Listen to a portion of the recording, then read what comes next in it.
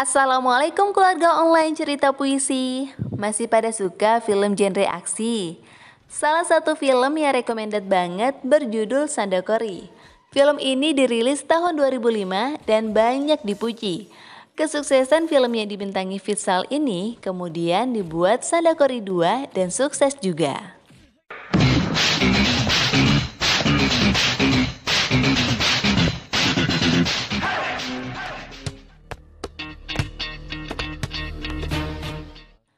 Balu yang diperankan Vitsal Krishna adalah mahasiswa cerdas tingkat akhir di Chennai.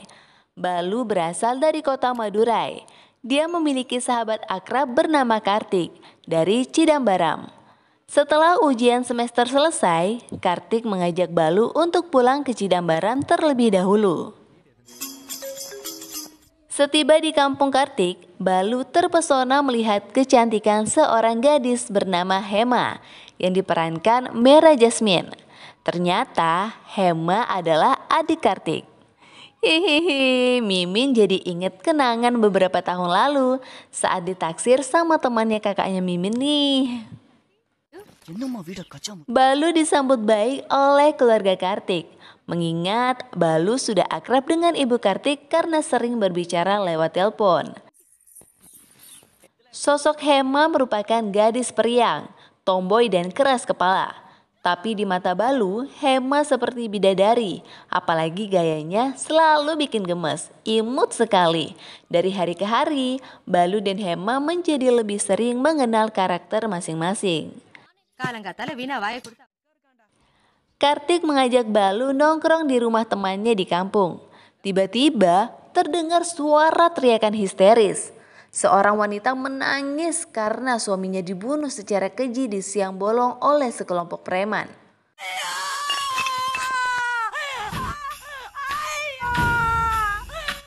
Para preman itu adalah anak buah Kasi, orang paling berkuasa di Chidambaram. Kasi adalah bos gangster keji di sini. Sudah banyak orang yang dibunuh. Polisi tidak bisa berbuat apa-apa. Kata-kata Kasi adalah undang-undang di Chidambaram ini. Terang Kartik kepada Balu. Masyarakat Chidambaram hidup ketakutan di bawah penindasan Kasi. Namun hingga saat ini tidak ada yang berani melawan. Ayah Kartik yang sudah hidup 25 tahun di Chidambaram sebagai guru sudah pesimis menunggu berakhirnya kezoliman Kasi. Di rumahnya, Kasi mendapatkan serangan dari seorang anak remaja, namun tidak mampu melukai Kasi. Dia ingin balas dendam karena keluarganya sudah dibunuh. Kasi yang bengis membunuh anak itu hingga mati.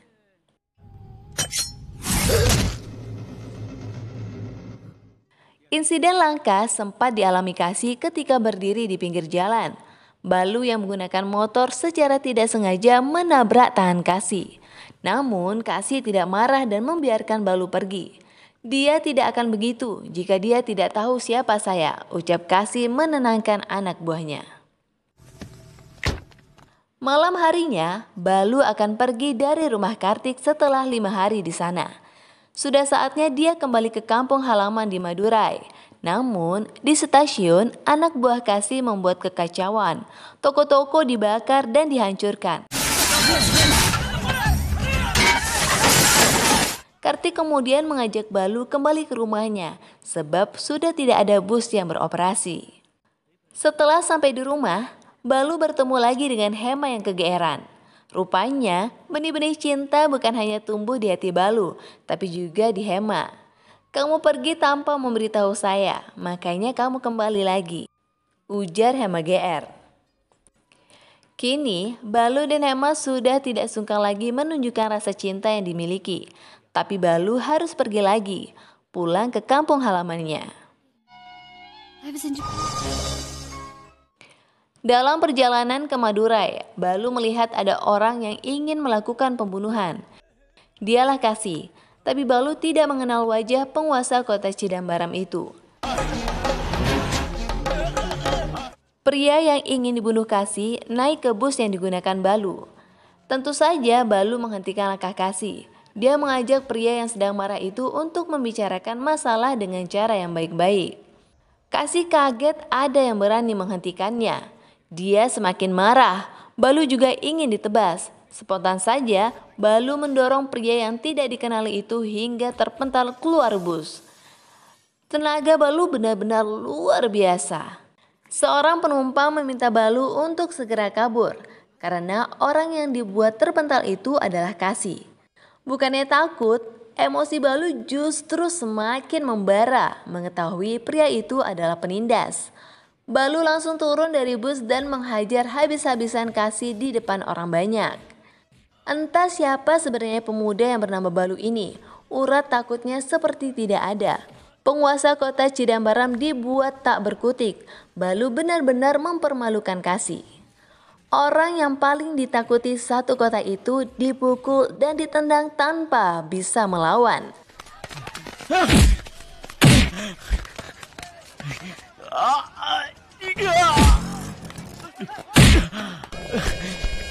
Setelah merasa puas, Balu kemudian pergi begitu saja meninggalkan Kasih yang sudah babak belur tak berdaya. Peristiwa itu membuat Kasih serasa kehilangan muka. Dia sangat murka dan harus balas dendam. Informasi yang didapatkan dari ayah Kartik, pemuda itu bernama Balu dari Madurai. Kasih kemudian menyuruh anak buahnya untuk menghubungi kelompok preman Madurai, Selvam. Pemuda yang bernama Balu harus diberikan pelajaran. Selvam yang mengetahui siapa Balu justru mengkhawatirkan keselamatan Kasih. Keberanian Balu bukan tanpa alasan. Dia adalah putra orang yang bernama Durai. Durai adalah penguasa Madurai. Kami tidak berani menyentuhnya. Jangan sampai orang Madurai tahu masalah ini. Jangan sampai juga saya dilibatkan. Jangan perpanjang masalah ini, ungkap Selvam. Sosok Durai adalah pimpinan gangster golongan putih di Madurai. Dia murah hati, sangat dihormati dan dicintai. Durai begitu tegas dan kejam jika ada yang berani mengganggu masyarakatnya. Jangan tanya kekuatan fisik Durai. Sekali memukul bisa membuat musuh pingsan. Pendek kata, Durai adalah pahlawan bagi masyarakat. Kasih tidak peduli siapapun Balu. Jiwanya tidak bisa tenang sebelum kepala Balu dipenggal. Dia bersama anak buahnya memutuskan untuk pergi ke Madurai. Sementara Balu yang sudah berada di rumahnya melepas rindu bersama keluarga. Saat ini hati Balu juga berbunga-bunga setelah mengenal Hema. Ayah Balu, Durai sedang menerima keluhan adanya warga yang dipukuli oleh kampung sebelah. Mereka meminta agar Durai menyelesaikan masalah itu. Karena kami menghormati Anda, kami diam saja dan tidak melawan, ujar warga.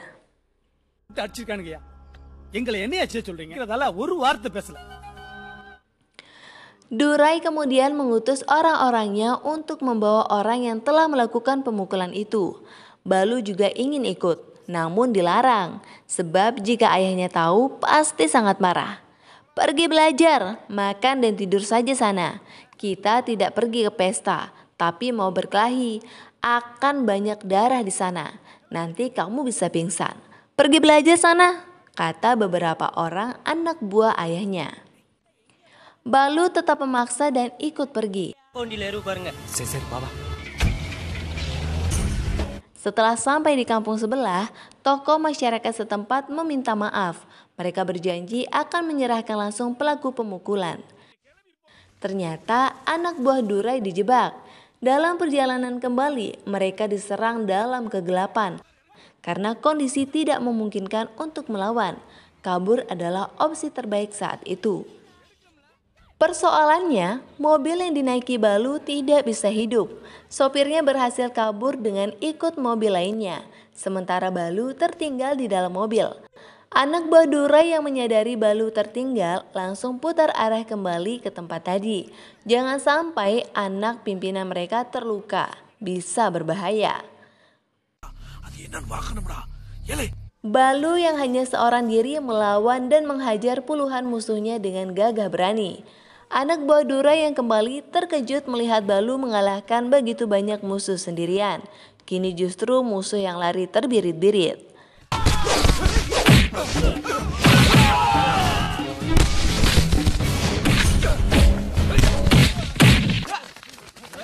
Sesampai di rumah, Durai sangat marah mengetahui anaknya ikut dalam rombongan.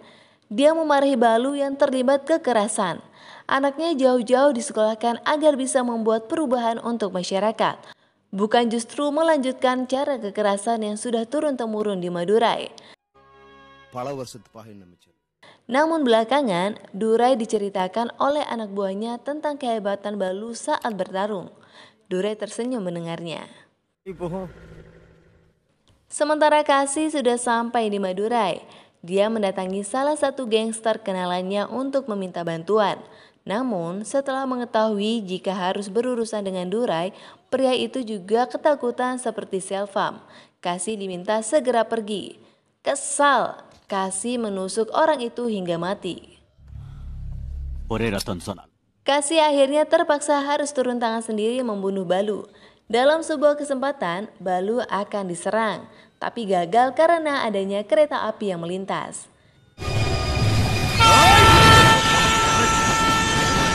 Saat Kasih berada di tempat penginapan, seseorang yang sudah 15 tahun menyimpan dendam kepada Durai, pria Devar datang. Devar dendam karena diasingkan oleh Durai. Dia mengetahui tentang Kasih karena melihatnya saat ingin menyerang Balu. Devar berjanji akan membantu Kasih karena mereka memiliki musuh yang sama. Tentu saja Kasih menyambut baik teman barunya itu. Keesokannya, Kasih akan pergi ke tempat Devar. Sopir menanyakan alamatnya kepada Balu, orang yang ingin dibunuh Kasih.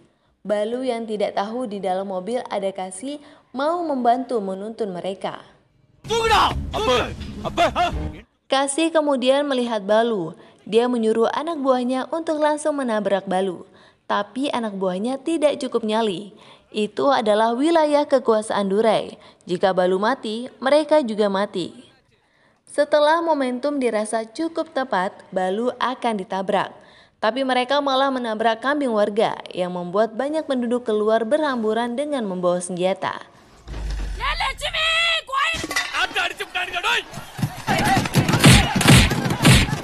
Kasih boleh saja menjadi penguasa kota di Cidambaram. Tapi di Madurai, dia bukan siapa-siapa. Kasih dan anak buahnya ketakutan melihat penduduk yang sudah mengepung mobil dengan senjata. Beruntung, ayah Balu sedang melintas dan menenangkan penduduk, sehingga Kasih dan anak buahnya bisa pergi. Balu pergi ke kuil untuk menemui keluarga temannya, Kartik. Ya, mereka sudah pindah dari Cidambaram, karena keamanan sudah terancam setelah Balu memukul Kasih. Ayah Kartik awalnya sangat marah dengan Balu, tapi Balu berusaha memberikan pengertian. Selama saya berada di Cidambaram, saya melihat banyak kejadian mengerikan, banyak terjadi pembunuhan, tapi saya tetap diam saja. Ketika saya pulang, di depan saya orang akan dibunuh. Apakah saya akan tetap diam? Orang seperti Kasih memang harus dikasih pelajaran. Bukankah Bapak sendiri yang mengharapkan akan datang orang yang mengakhiri penindasan Kasih? Ujar Balu. Akhirnya, ayah Kartik sadar dan hubungan mereka baik kembali. Balu kemudian mengajak mereka tinggal di rumahnya. Hema, gadis yang dicintai Balu, juga cepat akrab dengan keluarga Balu.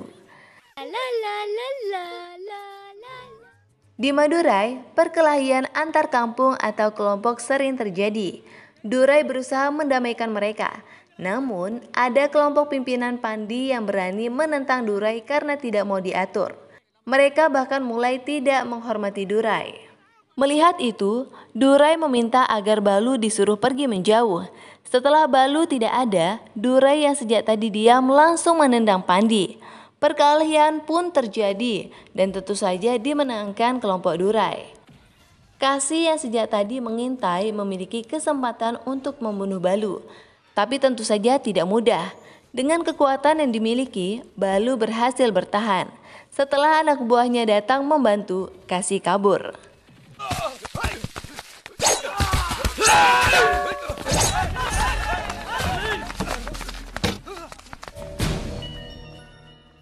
Balu menemukan tempat Kasih menginap.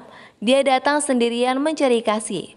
Namun mereka sudah lebih dulu pergi dan bersembunyi di rumah pria Devar. Sementara di rumah, Balu semakin mudah berkencan dengan Hema. Hubungan mereka juga sudah direstui orang tua.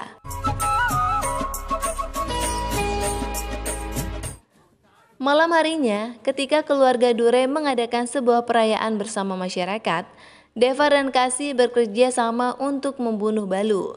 Kali ini, Kasih tidak ingin gagal lagi. Ketika mendapatkan kesempatan, Kasih langsung menebas Balu dari belakang. Namun berhasil dihalangi oleh Durai. Sebagai gantinya, Durai memberikan punggungnya untuk ditebas, asalkan anaknya selamat. Melihat punggung ayahnya terkena tebasan, Balu hilang kendali. Dia mengamuk, darahnya menggigil. Kasih langsung dikejar. Namun, Balu diminta untuk menahan diri oleh anak buah ayahnya, mengingat kondisi ayahnya yang sedang terluka. Berita Durai yang terluka menyebar dengan cepat. Baru kali ini ada orang yang berani menyerang Durai. Tapi Durai menyadari bahwa pelaku penebasan itu dari luar Madurai yang menargetkan anaknya. Anak buah Durai dan masyarakat berpencar mencari Kasih. Semua tempat diperiksa dan didatangi. Durai memang benar-benar penguasa Madurai yang dicintai. Akhirnya, informasi yang didapatkan bahwa Kasih dan anak buahnya tinggal di rumah Devar. Ratusan orang menyerang rumah Devar. Kasih dan anak buahnya berusaha kabur, sementara Devar mati dengan tragis karena tertabrak kereta api. Durai juga turun tangan langsung meski masih terluka. Ini tentang keselamatan anaknya. Kasih berhasil ditangkap. Tak lama, Balu juga tiba. Jika kamu menginginkan nyawa anak saya, maka lakukanlah dengan terang-terangan. Jangan cuma berani dari belakang. Silakan penggal kepala anak saya, ucap Durai kepada Kasih sembari memberikan golok. Durai sudah percaya sepenuhnya dengan kekuatan yang dimiliki Balu. Dia yakin anaknya mampu mengalahkan Kasih. Durai dan anak buahnya pun pergi meninggalkan Kasih dan Balu berdua. Duel sengit Balu dan Kasih dimulai. Nampaknya penguasa kota Cidambaram itu memang bukan tandingan yang sepadan menurut Balu. Padahal Kasih memiliki golok. Hanya dengan tangan kosong, Balu berhasil mengalahkan Kasih dengan mudah.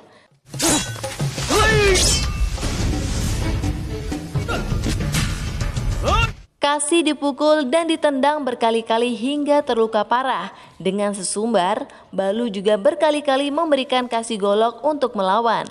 Tapi Balu memang luar biasa.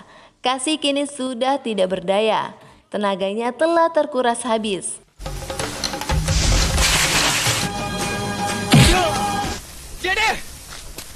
Saya tidak lahir dari keluarga pengecut yang membunuh dari belakang. Jika kamu berani, ambil senjata itu dan penggal kepala saya. Saya tetap di sini dan saya tunggu kedatangan kamu, ucap Balu meninggalkan Kasih yang sudah tidak bisa apa-apa lagi. Dan film pun selesai. Sampai jumpa lagi dalam Sandakori kedua nanti ya. Bye-bye.